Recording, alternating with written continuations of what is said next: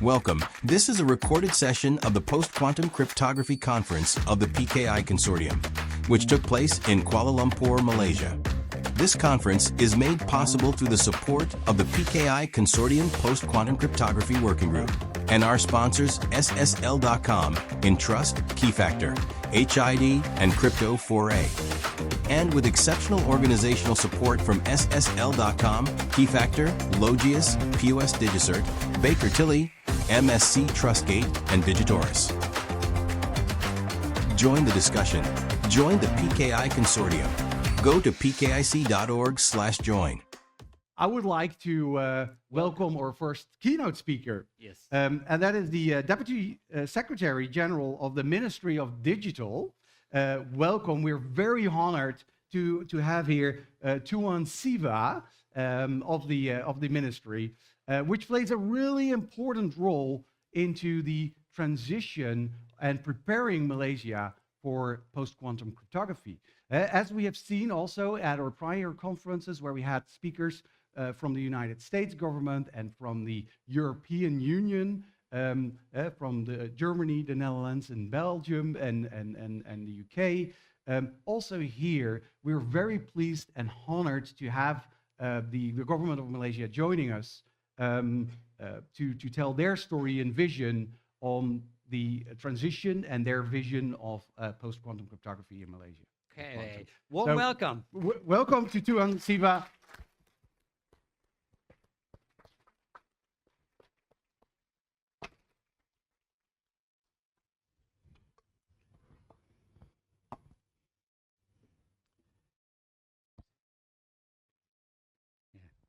Okay, thank you. Thank you. Distinguished guests, esteemed colleagues, leading minds from the global cybersecurity community, ladies and gentlemen, it's a pleasure to be here this morning. I was not given a rostrum. Normally, the government events, we have rostrum so that we put our text, opening speech and whatnot. So it's going to be a challenge for me to deliver the speech this morning because without a rostrum, it's a bit, you're exposed some of the tricks. But anyway, it's really a pleasure to see everyone here gathering in Kuala Lumpur for this such a big event. And I think this is very important for Malaysia as we are moving into the post-quantum era. And I'll briefly just talk about what the government is doing now. And I have my colleague here, Dr. Magad from the National Agency for Cybersecurity, delivering his keynote. He'll be deliberating a little bit in detail. So I think it's a critical juncture in the evolution of digital security here for the technologies underpin our global digital economy. As you know, Malaysia is trying to achieve a significant digital economy contribution of up to 25% of the GDP come 2030. And cybersecurity and quantum definitely plays a key role in that.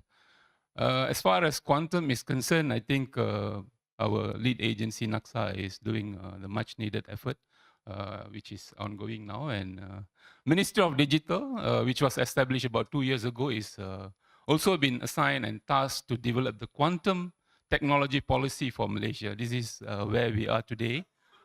We have actually developed the strategy for quantum technology in Malaysia.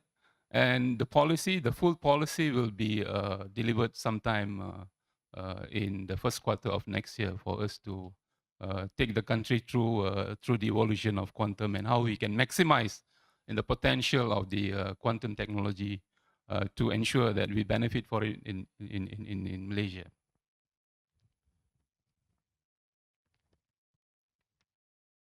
So I think as far as Malaysia is concerned, as far as in terms of cybersecurity as a top national priority, and in July this year, the government launched the Malaysia Cybersecurity Strategy 2025 to 2030, which my colleague will be talking in detail later, with 5 key pillars, which is protecting the critical infrastructure, strengthening governance and legal frameworks, building national and regional capacity, advancing research and innovation, and fostering a cyber-aware society. So the transition to post-quantum is a core component of this strategy, and we are committed to working with all stakeholders, both public and private, and to ensure smooth and timely migration to the new PQC standards. We are also taking proactive steps to strengthen our legal and regulatory framework, including the recent enactment of Cybersecurity Act and also the upcoming signing of the United Nations Conventions Against Cybercrime.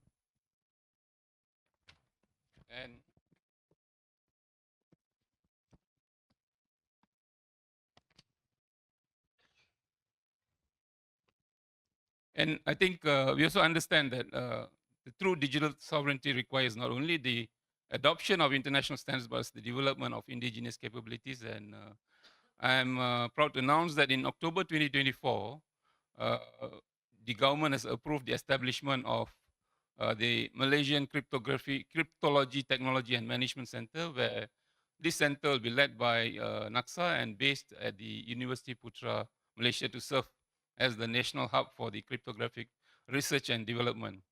So the collaborative platform will focus on advancing cryptography technologies, including post-quantum cryptography, and will play a crucial role in preparing Malaysia for the challenges posed by the quantum computing. And I'm pleased to note that Malaysian researchers have already achieved international recognition in this field, with UPM's research on RSA crypto system analysis ranked third in the world, and Malaysia's overall ranking in cryptography research standing at 7th globally. Complementing the center is the framework or National Trusted Cryptographic Product Initiative, which operates under the National Cryptography Policy to ensure that cryptography products deployed across our critical national infrastructure meets the highest standards. So as we prepare to move on, as I mentioned earlier, the government has paying a lot of attention to this. And the transition is undoubtedly the most technically demanding and logistically complex transformation in the history of cybersecurity. So we are taking the necessary steps in the government to ensure that we are being at par with the development across the globe. And ladies and gentlemen, this challenge is significant, but it's also an opportunity for us. And I believe that the conference today will help shape how we form this together. So with that, thank you very much.